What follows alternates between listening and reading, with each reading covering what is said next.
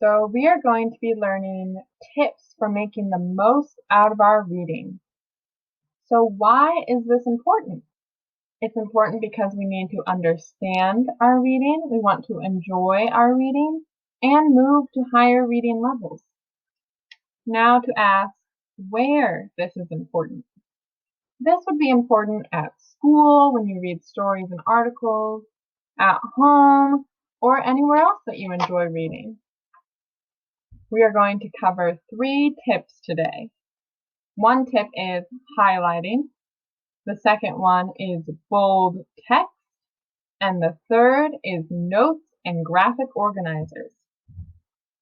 So here we have a short bit of an article about Rosa Parks that I will read, and then we will get on to about our highlighting first. Rosa Parks was an African-American woman who was born in 1913. That is more than 100 years ago.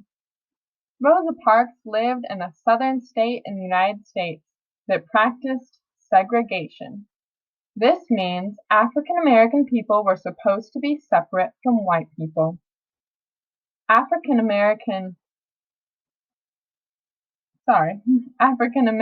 were not allowed to use the same schools, toilets, drinking fountains, libraries, or buses as white people.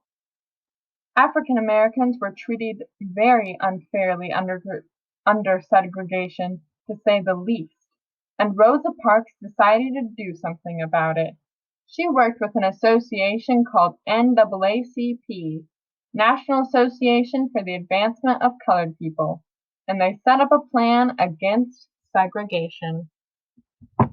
So highlighting is about what is important to us, like their name, Rosa Parks, when they were born, 1913, or what association that the person in the story is with. So as you can see, there are important parts in that section that are highlighted.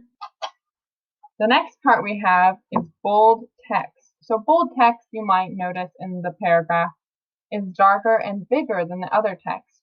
This means the author of the story or article wants us to pay specific attention to these words that are in bold text as we read.